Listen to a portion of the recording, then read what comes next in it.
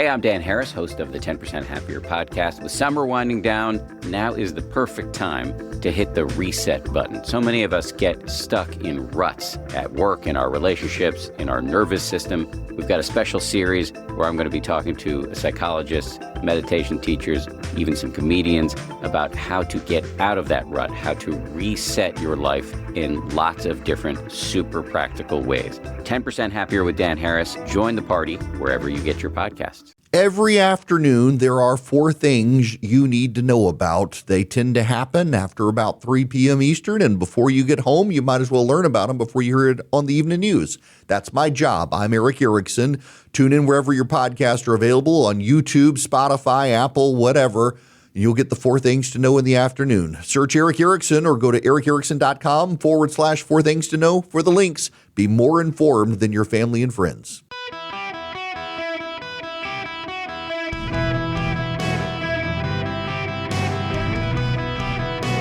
Welcome to the Erick Erickson Show podcast, Hour 1. Well, Abdul El-Sayed really pooped himself last night. My goodness gracious. His Fox News interview, what a disaster. Have you guys seen this? Yes, I realize there's lots of news, including I'm waiting on the developments to happen, so stick around with me. The CIA director has made an unannounced flight to Moscow, has landed a short time ago to meet with the Russians. We're trying to figure out what's going on there. I'm hoping to have more, so stick around for that. We got to start with El-Sayed, though. What a poop show interview with Jesse Waters last night on Fox News. Now, here's what you need to know. The Democratic Socialists are overwhelmingly college-educated white people who feel like they are in social decline. That is the Democratic Socialists of America. That is not me. That is the surveys of the Democratic Socialists from their own internal data that has showed up online. They themselves recognize that they are overwhelmingly college-educated and white, and they're downwardly mobile. They are covetous of other people's success. They have turned "thou shalt not covet" into an entire political system of coveting. They've turned it on its head, and they believe that they're not going to be as successful as their parents, and they're bitter and angry about it instead of trying to improve their station in life or being content. So as an aside, so much of our politics today is about contentedness, and I struggle with it myself. I want the land. I want the house. I want the private fly, and I want the beach house. I want. Everybody else does too. And we're not content with what we have. We get online, we get on social media, we see the people who are in better shape, the people who seem to have their life put together more, the people who have the nicer house, the nice yard, whatever, and we lack contentment. All of us. We are not content, and frankly, that's a sin. And it's something we all got to work on. But the entire philosophy of the Democratic Socialists of America is to covet what others have and use the government to seize the means of production, which is communism, to take what other people have so you feel better about yourself. It's not actually improving the lives of the working class. It's about protecting your own social standing. And that's what the data says. But what the Democratic Socialists of America have done, the good white people of the DSA, what they've done is they have decided to find non-white candidates. One of the chief reasons for finding non-white candidates, whether it's Mamdani or Chevalier or El-Sayed or Nixon, you name it, one of the reasons the Democratic Socialists want non-white candidates is because one of the woven ideas within their Marxist ideology is intersectionalism and allyship. So if you are a white person, you are in the oppressor class. And the way to not be an oppressor is to show your allyship. It is a form of virtue signaling. So they go out and they find non-white candidates who share their values and ideas, and they elevate them. And the white people who are the majority of the DSA, over 85% of the DSA, they feel virtuous that they haven't run other white people. They've run non-white people who believe just like the white people do. Essentially, they have found, using a plantation mentality, the non-white people who will do their bidding for them. And these non-white candidates who have been elevated in society and in politics by the white DSA members don't understand that their white puppet masters pull their strings. They think they're pulling the strings. And one of the things that these DSA members have decided to do with these non-white candidates is they want ones who can't shut up. They want ones who, if their men are attractive and charismatic and have like 5 buttons undone on their shirt. And they want people who will just talk. They want people who are clever with words and will just talk. And they got in Michigan Abdul El-Sayed, who can't shut up. The man believes in the power of words. Now, you've also got to keep in mind, I don't want to go too deep with you, but you do have to keep in mind that part of the issue is that the Democratic Socialists, they have Marxist ideology, and in this Marxist postmodern ideology called intersectionalism, they believe that power comes not from guns, power comes not from swords, power comes not from reality, power comes from words. The DSA kids are the ones who go blind in the bathroom repeating to themselves that words are mightier than the sword. They're that sort of nerd. It is their mantra. Words are mightier than the sword. Words are mightier than the sword. Words are mightier than the sword. And they believe that. Of course, they then advocate terrorists blowing up America. But they really believe you find a charismatic individual who can't shut up, and that guy is going to be able to get elected. And so they found a supposedly charismatic individual in Michigan who has a deep, sordid, dark record. He's got former staffers who have left his campaign saying, guys, there is a lot there. Keep digging on this guy. His ties to terrorists, his ties to radical imams who want the destruction of America. It's all there. And it's starting to come out, by the way. One of his big donors apparently was indicted for funding the Muslim Brotherhood. But we got a charismatic guy who can't shut up. So they put him on Fox News last night to go up against Jesse Waters, who himself is not the brightest star in the sky. And they decided that Abdul El-Sayed would run circles around Jesse Waters. Now, ladies and gentlemen, when you go up against someone that you think is akin to Forrest Gump in mentality, and Forrest Gump, run, Forrest, run, circles around you, you got real problems. And the Democratic Socialists of America, they got real problems because Jesse Waters got the better of Abdul El-Sayed, including dragging Abdul El-Sayed down to asking about Jesse Waters' private parts. This landed like a lead balloon with not just Republicans, but Democrats are beside themselves on this. You're a doctor, right? Selectively. I am. So you think it's okay for a parent to slash his kid's thing-a-ling off? You think that's okay? I mean, do you really want to have this conversation? Are you circumcised? Yeah, but I mean, that's a Jesse, personal question. Okay, doctor. So you probably should want to move on. Circumcision's different than castration. I think it's a problem. It's a problem that you think that you get to decide what happens between a parent, a doctor, and a patient. And I'm just saying that, yes, circumcision is surgery on a kid's ding-a-ling. So if you really want to bring that up, you can. I just think you guys are really selective about how you want to talk about these things. Abdul, Michigan's not going for that. That is sick stuff. And it went down from there with... He's playing in girls' sports. I'm not advocating anything. I'm just saying... What about that? So the question... So again, like, Jesse, you have not asked me one time about the issues that people actually care about in Michigan. You don't want to talk about gas prices. You don't want to talk about groceries. You don't want to talk about health care. You don't want to talk about this stupid trade war that's about to destroy Michigan's economy. We spent the whole interview talking about that stuff. That's destroying...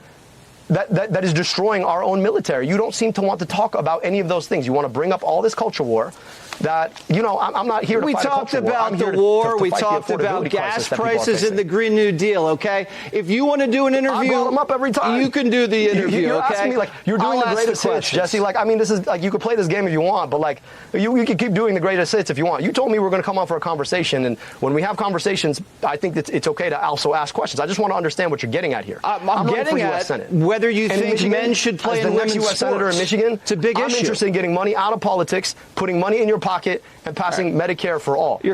He doesn't want to talk about men and women's sports. This goes to something that I've mentioned repeatedly. The Republicans are pretty convinced that they can win this campaign on culture war issues. We'll see if they're right. But he kept talking, Abdul El-Sayed did. He kept talking. The two most annoying people on TV reparations. last night. Do you support that? I think we need to have an honest conversation about the incredible debt that was put upon black folks as a function of slavery that we have yet to pay. And I just think that's fair. If people are enslaved and forced into servitude, and then we don't actually have a conversation about all that was owed, that our own country agreed was owed, I just think that it's past time to have that conversation. That shouldn't be a crazy thing. I understand that, for folks who really want to inflame culture war, I just think it's important for us to think about how do we make sure that communities like the city of Detroit that have been segregated so that you have a disproportionate number of people as a function of redlining who are forced into certain communities, how do we make sure that their schools are made whole? I'll just tell you this, in the city of Detroit right now, they just had $700 million invested in their schools. They're still $1.7 billion behind. And a lot of folks want to say, oh, well, that's profligacy, et cetera, et cetera. No, a lot of that has to do with public policy. Okay. And if public policy created a level in which black folks disproportionately suffer everything from maternal mortality and infant mortality to lack of access to jobs, I think it's important for our country to have a conversation about how we make people whole. You want to have a conversation about it because we have you on the record as backing it.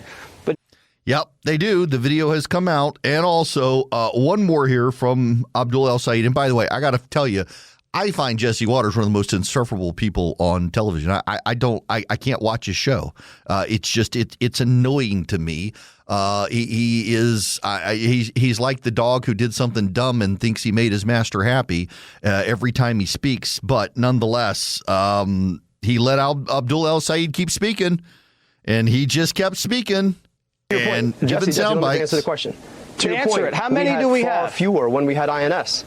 To your answer, we had exactly. far fewer when we had INS. So arguably, INS worked a lot better. Abdul, listen, we had twice as many illegals now when we had INS. So to your argument, you have to have the manpower to do it. If you want to do that correlation, we have ICE now, and we have far, far more undocumented people. So ICE is clearly not working. It's just shooting American citizens in the face and the back of the head. So if you're okay with that, illegals are shooting people in the face too. Agree to disagree.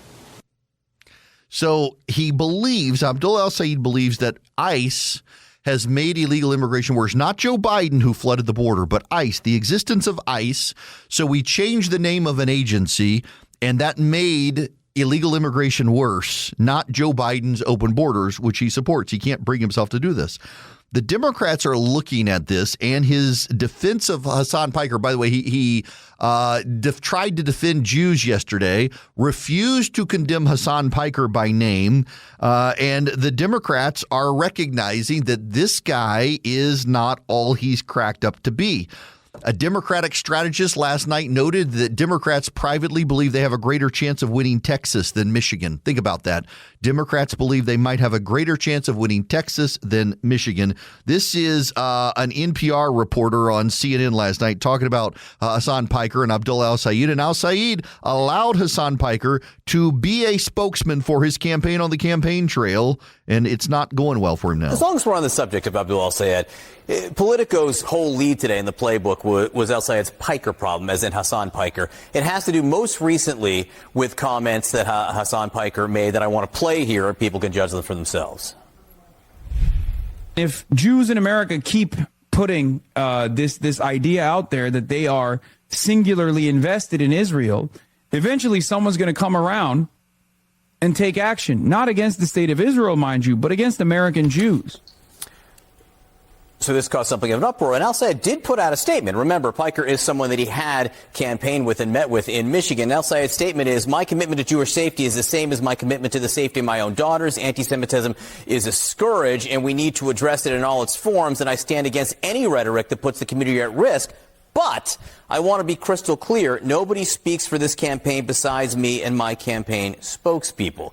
And there are critics who suggest this isn't enough separation. He's not doing enough to condemn Piker here.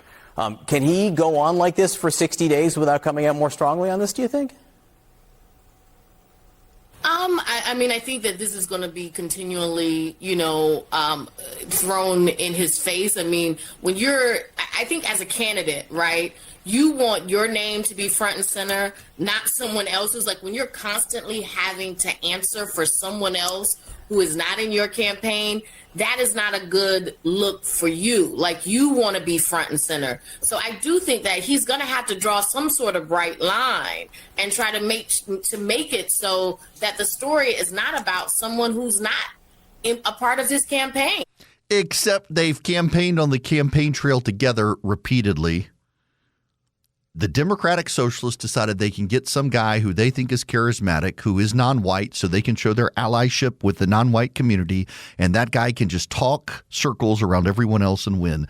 The problem is that Abdul El-Sayed has said a whole lot, a great deal, and it's a lot of stuff that a lot of people find deeply alienating. Hey, I'm Dan Harris, host of the 10% Happier podcast. When life gets a little rough, sometimes we feel this overwhelming urge to fix everything, which really is impossible. So I've got a new series coming up called Reset, where we're going to help you find simple, practical, surgical ways to reset key areas of your life. The lineup is incredible. We've got people like Gretchen Rubin, Laurie Santos, Atul Gawande, and The Daily Show's Josh Johnson. 10% Happier with Dan Harris. Join the party wherever you get your podcasts. Hello and welcome. It is Erick Erickson here. The phone number 877-973-7425. So have y'all heard about the Target scandal? Oh, my. So Target is a pretty progressive company. Remember, they wanted to allow men into women's bathrooms.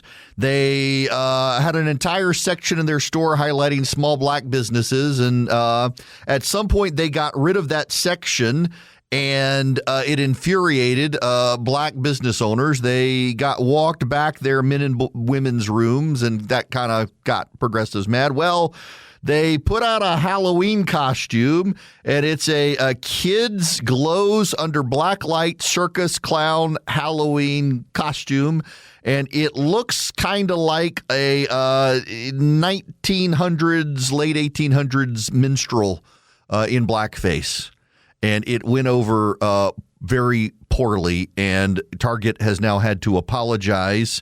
They have taken the costume down. We pulled an offensive Halloween costume that should never have been part of our assortment. It is no longer for sale. As a company, we got this wrong, and we're deeply sorry. We know this is especially hurtful for our black guests, team members, and partners. Removing the costume is an important first step, and the company's looking closely at how this happened and what needs to change. Now, if it was a white kid in the costume, there would have been no controversy, but people online saw it, and holy moly, all hell broke loose. Couldn't happen to better people. Incogni wants to protect you not from Target's madness, but from the scammers and the hucksters who call you on your phone and want to give you extended car warranties and the like. Incogni spelled Incogni. Incogni. Now, if you go online, I challenge you, go online, put in your name and either your address or your cell phone number and see what comes up. You'll probably be surprised at the number of data brokers who have that information, and they sell it to the telemarketers and the scammers, and they compile it with other data like your voting record, your shopping record, even in some cases your prescription record.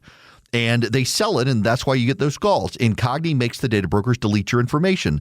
They can't stop the data brokers, but they can stop them from selling your information. Go to incogni.com/Erick. Save 60%. Incogni, Incogni. Incogni.com/Erick, ERICK. You will save 60% at incogni.com/Erick.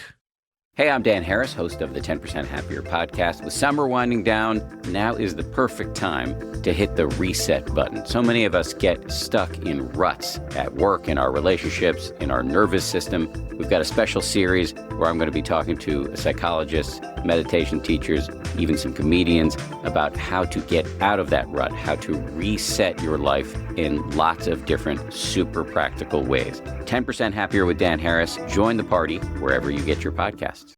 Hello and welcome. It is Erick Erickson here. The phone number is 877-973-7425 should you wish to be on the program. Also, you can text the word Erick, E-R-I-C-K, to 33777. And you can get the live stream and the show notes and the podcast and the 4 things to do in the afternoon and everything else. When I was running Red State back in the day, I got on the campaign trail with presidential candidates. Had one Republican nominee who I would get on his campaign bus, and he would see me, and he would say, the a-hole is here. Every single time he would announce me as the a-hole, among other things. If you want to hear the story and find out who, you need to come to the Not Safe Radio Show, because it's not a safe story to tell on radio. And you need to text the word show to 33777. Come hang out with me October 10th. It's the Not Safe Radio Show. This time it's political stories from the campaign trail, my time in politics and other things that they're not safe to say on radio. They're not kid friendly or mother approved. So come hang out with me. Text show to 33777. The CIA Director John Ratcliffe has landed in Moscow for meetings. This morning, when I woke up, there was a report that an American cargo plane, military cargo jet, had landed in Moscow. And no one knew who was on the plane or what was happening. Word came that we had asked Ukraine to suspend military strikes on Moscow. We told Ukraine a senior American delegation would be traveling to Moscow, and we asked them to suspend strikes until that delegation leaves. Ukraine was not told, nor was the press told, who was on the plane. It made the story more interesting. It now appears it's the CIA Director, John Ratcliffe. He had flown in from Riga in Latvia, the capital of Latvia. The CIA is not saying anything. CBS has now reported on the trip. We actually don't know a lot, but we have some speculation. And it's kind of a big deal, particularly when you will recall Bill Burns, who then worked for Joe Biden in intelligence, went to Moscow and told Vladimir Putin it was not wise to invade Ukraine. You don't need the director of the Central Intelligence Agency to coordinate a prisoner swap. We've done that plenty of times. But you do need the director of the CIA to go to Moscow to inform them that there will be punishment if Moscow continues to do what it has been doing. What has Moscow been doing? Y'all ever see Jurassic Park? I went with my oldest sister, Lafia, when I was in high school. They were living in Norfolk, Virginia, Portsmouth, Virginia. My brother-in-law was in the Navy at the time, and I was there, spent a summer with them, several weeks in a row with them. And my sister and I decided we wanted to go see the cute dinosaur movie. Everybody was raving about that. The special effects were so fantastic and the dinosaurs looked so realistic, and it was a great movie. And we went to that movie, and there were parents who took their kids to see the cute dinosaur movie. And halfway through the movie, those parents were carrying their kids out screaming. It was not a cute dinosaur movie. It scared the mess out of me. Those dinosaurs were eating people. We went to a pizza. You remember back in the day when Pizza Hut was glorious? Pizza, they're trying to bring them back. They're calling them the classic Pizza Huts. I'll believe it when I see it. But you had the pizza buffet, all you could eat pizza, the breadsticks. The breadsticks are still good. We went to Pizza Hut after we saw Jurassic Park, and neither of us could talk to each other. We were both kind of in shock. But there's the scene with the velociraptors at the beginning, where the zoo guy, I forget his name, the character, the Aussie, is telling them that the velociraptors, they keep hitting the electric fence. They keep going to it. It's like they're testing for weaknesses. And towards the end of the movie, the hurricane comes on the island, spoiler alert. The power goes out, and the children run wild on Jurassic Park. They're near the Velociraptor pit, and they realize the lines have been cut through. The Velociraptors have been testing the wires and have been smart enough to figure out that the power was down and they got out. And that poor Aussie zoologist sacrifices himself to save the kids. They disembowel and eat him in a feeding frenzy. Off screen, thank God. It's horrific. It's a great movie, but boy, I was expecting cute dinosaur movie. I was not expecting nightmare fuel, which is what I got.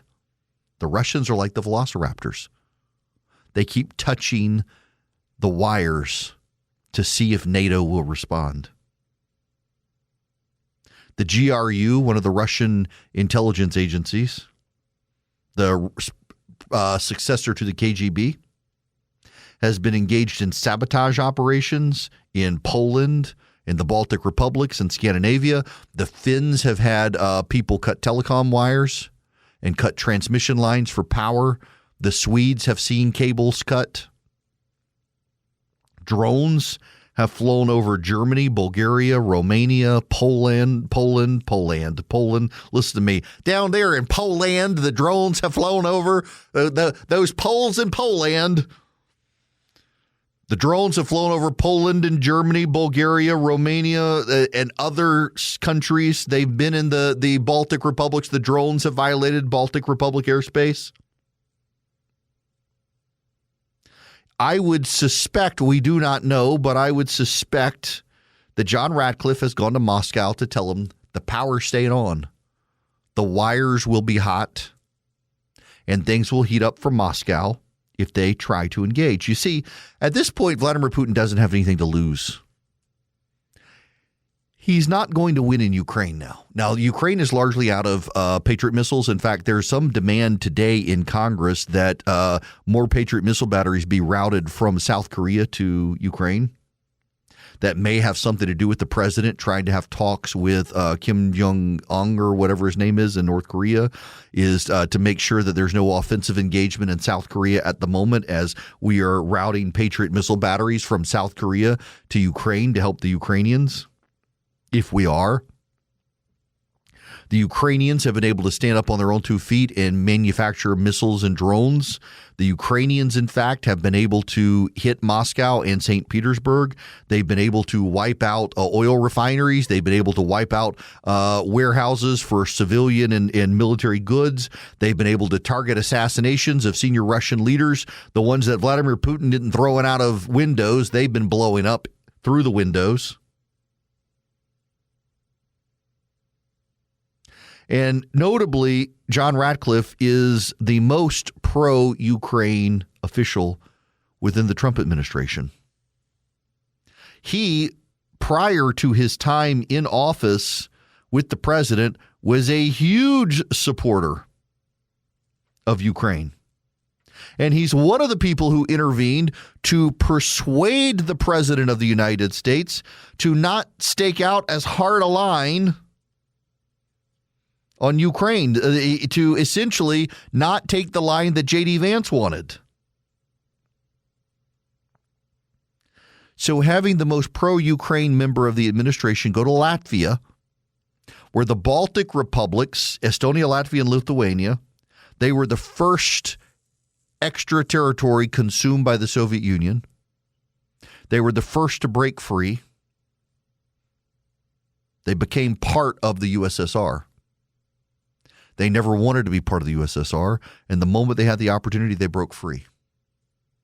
They are some of the most pro-Western, pro-America, free trade countries in Europe. In fact, I believe it's Estonia. One of them, it's not Lithuania, Latvia or Estonia is one of the most, I think it's Latvia actually, is one of the most hardcore free market countries in the world, and its economy outperforms most of Europe. And the Russians covet its economy now. and they want their land back. Vladimir Putin doesn't want to be a part of the West. He wants his own sphere of influence. It's one of the weirdo things that some of the neo-isolationists want. The people around J.D. Vance are really convinced that they can bring the Russians into a Western sphere of influence when history has shown us for hundreds of years that the Russians and then the Soviets, they wanted their own sphere of influence. They don't want to be part of a Western sphere of influence. They want their own sphere of influence, and they covet the Baltic republics. Why do they covet the Baltic republics? Because without the Baltic republics, their access to the Baltic Sea is more limited. They have a little bit of territory, Kaliningrad, that's on the Black Sea, and then they have a little bit of territory where St. Petersburg is, in the Leningrad Oblast, that reaches out, but the rest of it's surrounded. They've got Finland, they've got Estonia, Latvia, Lithuania, they got Poland, they've got Denmark, they've got Sweden, all blocking their access to the Atlantic. Germany too. They want the Baltic republics back more than anything. And we don't want them to have them. The Baltic republics are some of the most pro-American members of the EU. They're the most free market in the EU.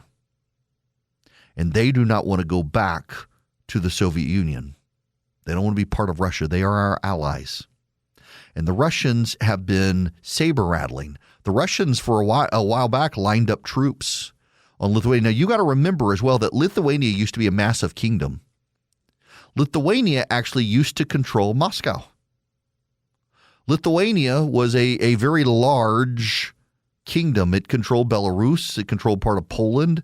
It controlled most of the Baltics. Lithuania declined over time. It's now a small nation, but it's a very pro-Western nation. And on its east and its west are Russia. It's got Kaliningrad on its western side. It's got Belarus on its eastern side, and Belarus is just a proxy for Russia. Belarus is one of Vladimir Putin's key allies. The Belarusians are not doing well economically. The Belarusians have been allowing Russian drones to fly over Belarus into Lithuania and into Latvia and into Poland and into Ukraine. It's where most of the drones from Russia go, is over Belarus into Ukraine and Poland. So having John Ratcliffe go to Moscow and say, NATO's united, is the clearest signal to the Russians that the Americans are engaged. Because you see, a lot of the Western press hates Donald Trump vociferously. And they, after 2016, internalized that Donald Trump was actually a proxy for Vladimir Putin. They believe that, remember, they all believed there was the P-tape and Vladimir Putin was blackmailing Donald Trump, and Donald Trump was in his pocket, and Donald Trump would do whatever Vladimir Putin wanted. And in fact, it was the Trump administration this go-round that was actually more aggressive in getting weapons to Ukraine than Joe Biden. Joe Biden and the Democrats talked a good game in the press, but if you actually paid attention, if you talked to members of the U.S. Senate and others, Joe Biden dragged his feet on arming Ukraine. Donald Trump never dragged his feet on arming Ukraine. He dragged his feet on Zelensky. He dragged his feet on a lot of stuff, but we've sent a lot of weapons to Ukraine in the last year and a half since Donald Trump has been in the White House. But yet the narrative persists that he's a lackey for Vladimir Putin, that Vladimir Putin and the Russians stole the 2016 election. It's that the Democrats couldn't bring themselves to admit that Hillary Clinton was a bad candidate, so the Russians stole that election, in the same way the Republicans couldn't admit Donald Trump was a flawed candidate in 2020 and that election was lost. No, it had to be stolen. Both the Democrats and Republicans have internalized stolen elections as opposed to the truth, because it makes them sleep well at night to think that it was theft, not that they picked bad candidates or had candidates that the public didn't like. Hillary Clinton, the public didn't like her. The Russians didn't steal the election. They engaged to turn Americans against each other. That was the whole point of the Mueller report. Not that the Russians tried to influence people to vote against Hillary Clinton, but that the Russians tried to influence Americans to hate each other and fight each other over politics. They were organizing anti-Hillary rallies. They were organizing anti-Trump rallies. But the Western press is so committed to the idea that Trump is sympathetic to Russia, if not a lackey for the Russians, sending John Ratcliffe to Moscow to say, hey, we're on the side of Ukraine and we're not leaving NATO, we're standing with NATO, is a great way to disabuse the Russian president of the knowledge of the American and Western press corps about where the president's values and heart are. Putin hears it in the press that the president is pro-Putin. He hears it from the CIA director himself that we're with Ukraine and Latvia, Lithuania, and Estonia. If you fight them, you fight us.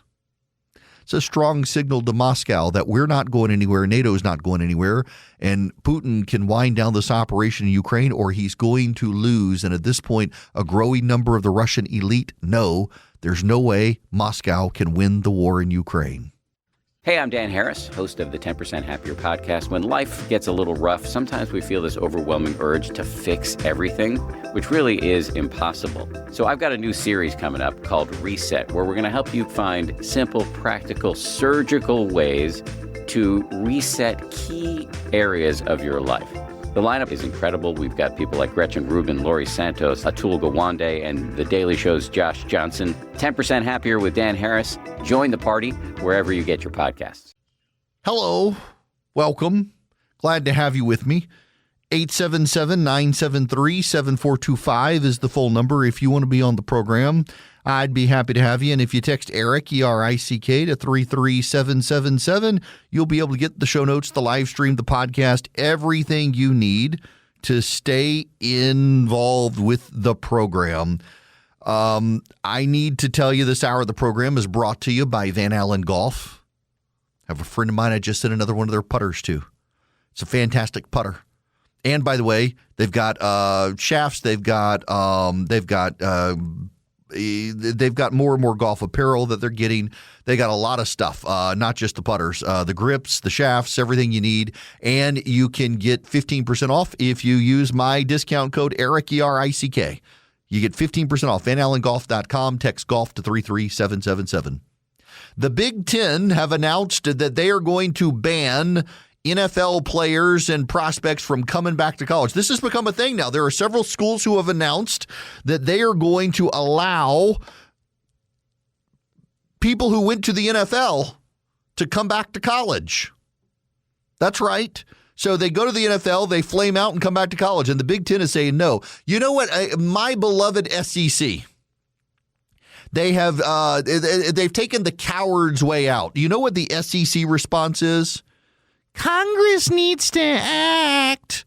We need Congress to do this. They can't control themselves. They don't want to police themselves. So the Southeastern Conference, I hope if any of those teams in the SEC allow NFL players to come back and play, everybody needs to shame them. If my own favorite teams did this, I would have to root against them. I find it appalling. We are destroying college sports.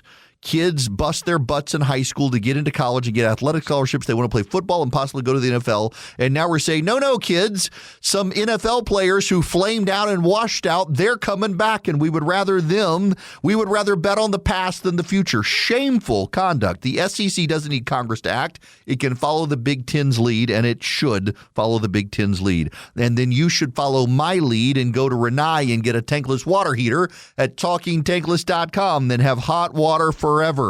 You can look towards the future, just like the Big Ten, where they say they don't want people coming back. You can say, I'm not going back to the primitive days of a water heater tank that I got to heat all the time. Our power bill went down when we yanked our tank out and got the tankless water heater from Renai. You can too. I don't know if your power bill will go down, but probably. I mean, ours will, because you pay to keep it hot all the time. With the tankless water heater, you only pay when the water's flowing, and it heats up immediately. And you never run out. And the fights between your kids over shower time goes away. TalkingTankless.com. You can even find a certified professional to put it in. TalkingTankless.com. Thank you to Renai for always having hot water at my house. TalkingTankless.com. Get your tankless water heater. Have hot water forever. Hey, I'm Dan Harris, host of the 10% Happier podcast. With summer winding down, now is the perfect time to hit the reset button. So many of us get stuck in ruts at work, in our relationships, in our nervous system. We've got a special series where I'm going to be talking to psychologists, meditation teachers, even some comedians about how to get out of that rut, how to reset your life in lots of different super practical ways. 10% Happier with Dan Harris. Join the party wherever you get your podcasts.